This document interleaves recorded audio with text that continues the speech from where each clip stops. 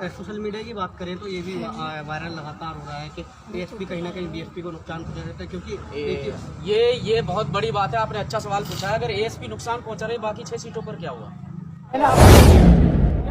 बहुजन media ही आपकी media है। इसे मजबूत बनाने के लिए एक कदम बढ़ाएं। एक कदम भीम मिशन की ओर को सब्सक्राइब करने के बाद बेल आइकन अवश्य दबाएं। जहाँ बहुजन समाज के मुझे लगता है सभी लोगों ने मिलकर एक क्रांति पैदा करने का काम किया है। बादशाहपुर में जब चस्का लगाया गया कि 10 दिन के अंदर 5 दिन के अंदर मंदिर तोड़ दिया जाएगा, फिर पूरे बहुजन समाज के लोग यहाँ पर पहुँचे।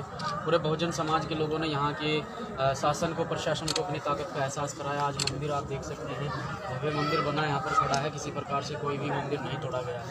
तो आज हम संत शिरोमणि सतगुरु रविदास जी महाराज जी के मंदिर में यहाँ पर आशीर्वाद लेने के लिए पहुँचे और गाँव वालों से मिलने के लिए पहुँचे। और रही संगठन की बात और पार्टी की बात, तो पार्टी से पहले मैं संगठन में कार्यरत था। आज भी संगठन में एक कार्यकर्ता की बात है और संगठन भीम आर्मी भारत एकता मिशन में राष्ट्रीय कोर कमेटी का सदस्य हूँ। सबसे पहले मेरे लिए संगठन ही महत्व रखता है। सबसे पहले मैं सामाजिक स्तर पर संगठन को बढ़ाऊंगा। इस तरह से संगठन में हमारे छोटे भाई मुन्नीलाल सिंधे जी को प्रदेश अध्यक्ष बनाया गया है। मेरा प्रथम दायित्व यही बनता है कि मैं संगठन को, सबसे पहले संगठन को बढ़ाऊं। संगठन के साथ साथ में अपने छोटे भाई जो नए नियुक्त प्रदेश अध्यक्ष हैं मुन्नीलाल सिंधे जी, उन्हें आगे बढ़ाने का काम करूं और जो भी मेरा एक्सपीरियंस है मैं अपना एक्सपीरियंस उनके साथ शेयर करूं।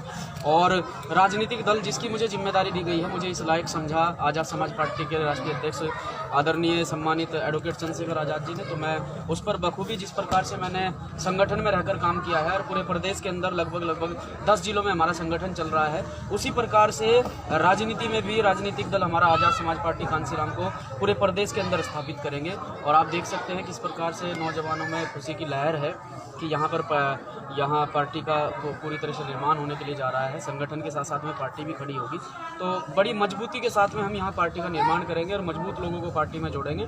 और जोड़ने के बाद यहाँ अभी दिसंबर लास्ट में जिला पंचायत चुनाव भी है और उस चुनाव में हम अपनी भागीदारी सुनिश्चित करेंगे और पूरी तरह से यहाँ मजबूत तरीके से अपने कैंडिडेट देखिए, बात यदि पार्टी विस्तार की जाए तो क्या जो पार्टी का जो विस्तार होगा, पार्टी में जो पदाधिकारी रखे जाएंगे वो भीम आर्मी से लिए जाएंगे या नए पदाधिकारी?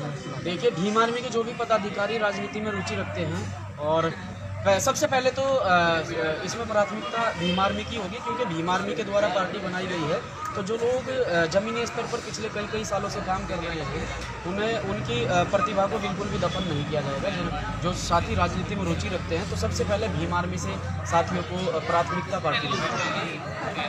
बात यदि की जाए, अभी आपने कहा पंचायत चुनाव भी लड़ेंगे और आगामी विधानसभा चुनावों की बात की जाए 2022 में जो उत्तराखंड होने जा रहे हैं, तो उसमें भी विधानसभा चुनावों को लेकर किस तरह की तैयारियां, किस तरह से मिशन तैयार किया जाए ताकि नतीजे जो हैं वो संतोषजनक हो? देखिए, अभी आपको बता दूं, इस पूरे प्रदेश के अंदर 10 जिलों में मैंने बताया संगठन चल रहा है और खासतौर हरिद्वार जिले में, देहरादून जिले में, उधमसिंह नगर जिले में आप जमीनी स्तर पर बहुत बड़े मजबूत स्थिति में हैं और बूथ लेवल तक हमारा कार्य करता है। तो पार्टी का संगठन खड़ा करने में मुझे नहीं लगता है, खासतौर से अगर मुझे यहाँ जिम्मेदारी दी गई है, तो उससे पहले मैंने संगठन के माध्यम से बूथ स्तर तक कार्यकर्ता तैयार किया हुआ है। यहाँ 641 गाँव हैं लगभग इस जिले में, तो लगभग 620 से 625 गाँव तक हमारा संगठन है और बूथ लेवल तक संगठन है भीम आर्मी भारत एकता मिशन। तो पार्टी का संगठन खड़ा करने में मुझे कोई परेशानी नहीं होने वाली है। हाँ, अगर यहाँ कोई नया प्रदेश अध्यक्ष लगाया जाता तो उन्हें बहुत सारी कठिनाइयों का सामना भी करना पड़ता, लेकिन मैंने पहले ही भीम आर्मी को जमीनी स्तर पर यहाँ पर खड़ा किया है। सभी साथियों के सहयोग से जितने भी हमारे जिले के पदाधिकारी हैं, जिला अध्यक्ष हैं और भी अन्य जिले के पदाधिकारी हैं, प्रदेश उपाध्यक्ष रहे मुन्नीलाल सिंधे जी हैं जो वर्तमान में प्रदेश अध्यक्ष हैं, हमारे जिला अध्यक्ष प्रमोद महाजन जी हैं, हमारे अभी साथी इसी क्षेत्र से विकास रवि जी हैं जो जिला महासचिव हैं। इन सभी साथियों के सहयोग से मैंने पूरे जिले में इन सभी साथियों के सहयोग से हमने आपस में मिलकर जो भी काम किया है वो ज़मीनी स्तर पर किया है। ज़मीनी स्तर पर हमारा बूथ लेवल तक कार्य करता है, तो पार्टी का संगठन बनाने में कोई परेशानी, दिक्कत नहीं होने वाली है। और सबसे पहले ये तय किया जाएगा कि किस प्रकार से जो जिला पंचायत चुनाव आने वाले हैं उनमें किस प्रकार से हम भागीदारी सुनिश्चित करेंगे, किस प्रकार से भागीदारी सुनिश्चित नहीं करेंगे, क्योंकि उसमें सबसे पहले प्राथमिकता भीम आर्मी के लोगों की होगी जो इच्छा जाहिर करेंगे जिला पंचायत चुनाव लड़ने का, चाहे वो एक गरीब का ही बच्चा क्यों ना हो जो भीम आर्मी में कार्य करता है। पदाधिकारी की बात नहीं कर रहा हूँ, पदाधिकारी की बात है। अगर एक कार्यकर्ता भी ये कहता है कि अध्यक्ष जी मुझे चुनाव लड़ना है, तो अध्यक्ष जी उसे चुनाव लड़ाने का काम करेंगे। पूरे बहुजन समाज के साथी जो भी इस संगठन में काम कर रहे हैं और पूरे बहुजन समाज से भी अपील करेंगे, सभी साथी उस गरीब के बच्चों को मिलकर अगर वो राजनीति में रुचि रखता है, संगठन का कार्य करता है, तो उसे चुनाव लड़ाने का काम करेंगे। चाहे समाज से हमें उसके लिए डोनेशन इकट्ठा करना पड़े, कलेक्शन करना पड़े, हम करेंगे, लेकिन उसे चुनाव लड़ा कर रहेंगे। किसी के पैसे के बल पर या किसी भी ताकत के बल पर यहाँ किसी प्रकार से एंट्री नहीं होने वाली है। यहाँ एंट्री होगी तो सिर्फ एक अच्छे कार्यकर्ता की और मिशनरी व्यक्ति की होगी। देखिए, अभी सोशल मीडिया पर लगातार वायरल होता है क्योंकि अभी बुलंदशहर के उपचुनाव भी हुए हैं, आपने वहाँ पर काफ़ी मेहनत की है और नतीजे खासकर संतोषजनक नहीं। देखिए, हमें संतोषजनक नतीजे लग रहे हैं क्योंकि बुलंदशहर में पार्टी के साथ साथ में भीम आर्मी का संगठन भी जमीनी स्तर पर नहीं था। अब आप देखिए कि एक महीने में जाकर हम लोगों को 20 या 22 दिन मिले हैं। एक महीने के अंतर्गत हम लोगों ने वहाँ जो काम किया है, एक महीने के अंदर अंदर हमने बूथ लेवल तक का कार्यकर्ता तैयार किया है, बूथ अध्यक्ष तक यहाँ बाहर की टीम ने जाकर बनाया। वहाँ जो भीम आर्मी का कार्य है वो खास तौर से बुलंदशहर सदर सीट पर शून्य था और उसे शून्य से लेकर हम 14,000 कुछ ऑटो पर लेकर गए हैं। तो हमारे लिए ये जीत है, हमारे लिए ये खुशी की बात है कि हम वहाँ बुलंदशहर में तीसरे पायदान पर हैं, तीसरे नंबर की पार्टी उभर कर हमारी पार्टी है। ठीक है, सोशल मीडिया की बात करें तो ये भी वायरल लगातार हो रहा है कि एएसपी कहीं ना कहीं बीएसपी को नुकसान पहुंचा देता है, क्योंकि ये बहुत बड़ी बात है। आपने अच्छा सवाल पूछा है। अगर एएसपी नुकसान पहुंचा रहे, बाकी 6 सीटों पर क्या हुआ? बिहार में क्या हुआ?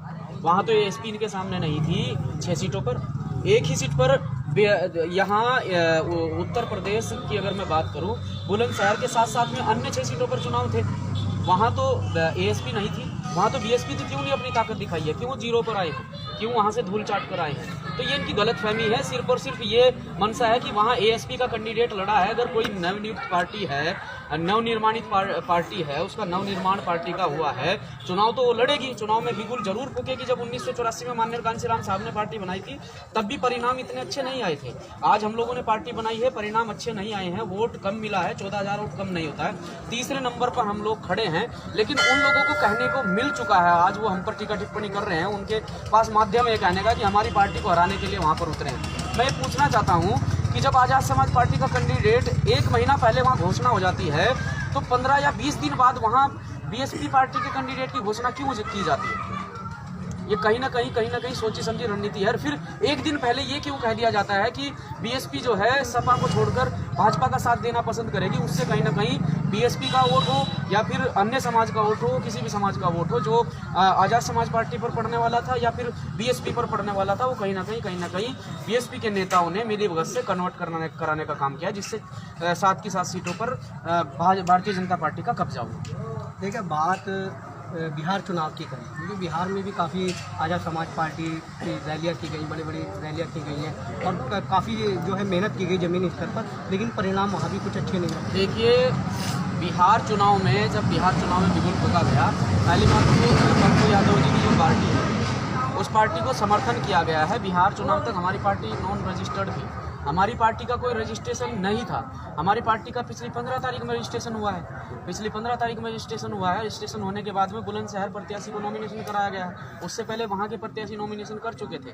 हमने वहाँ पर सिर्फ और सिर्फ समर्थन किया है, ना कि हमारा कोई विशेष व्यक्ति या विशेष व्यक्ति हमारी पार्टी से हमारी पार्टी से टिकट लेकर लड़ा। वहाँ पर समर्थन किया गया पप्पू यादव जी की पार्टी को, पूरी ताकत से वहाँ चुनाव लड़ाया गया है और ये तो क्षेत्रीय जनता के आधार पर होता है। जिस प्रकार से वहाँ पप्पू यादव जी के हाथों निराशा लगी है, मुझे नहीं लगता कि उससे ज़्यादा मिशनरी व्यक्ति वहाँ पर कोई होगा। जब कोई बाढ़ आती है, कोई भी आपदा बिहार के अंदर आती है, सबसे पहले पप्पू यादव एक ऐसा शख्स है जो घरों से बाहर निकल कर आता है। तो कहीं ना कहीं ये शक जाता है, जिस प्रकार से लोग सवाल उठा रहे हैं ईवीएम पर, और ये पूरी तरह से वहाँ भाजपा की सरकार नहीं आई है, वहाँ ईवीएम की सरकार है। और जहाँ भी भाजपा के कैंडिडेट जीते हैं वो भाजपा के कैंडिडेट नहीं जीते हैं, वो ईवीएम के कैंडिडेट जीते हैं। ये सच्चाई है और ये रियल फैक्ट है। इस पर सभी राजनीतिक दलों को, सभी सामाजिक संगठनों को काम करना चाहिए, जो हम लोग नहीं करते हैं। खाली जब हमारा चुनाव होता है, चुनाव के दौर में जब हम लोग हार कर घर बैठ जाते हैं, कम वोट लेकर घर बैठ जाते हैं, तब सभी लोग ये कहते हैं कि ईवीएम पर सवाल उठने चाहिए। और जब ये बात दबा दी जाती है, कोई नया मुद्दा निकल कर आता है, उस मुद्दे को दबा दिया जाता है, ईवीएम पर कोई सवाल नहीं उठाता है। तो सभी राजनीतिक दलों से अपील करता हूं, सभी सामाजिक संगठनों से भी अपील करता हूं कि ईवीएम पर, इस मुद्दे पर सवाल उठाएं और ईवीएम के लिए सड़कों पर आए। जिस तरह से आप SC/ST एक्ट पर सड़कों पर आए, जिस तरह से अन्य और भी सामाजिक आंदोलनों को लेकर आप लोग सड़कों पर आए। आज भीम आर्मी के साथी, मैं भीम आर्मी की तरफ से वादा करता हूँ, सबसे पहले भीम आर्मी का सिपाही हूँ, भीम आर्मी की तरफ से वादा करता हूँ कि ईवीएम के लिए आप बिगुल फूके, ईवीएम बैन कराने के लिए आप बिगुल फूके, सबसे पहले भीम आर्मी सड़कों पर आएगी।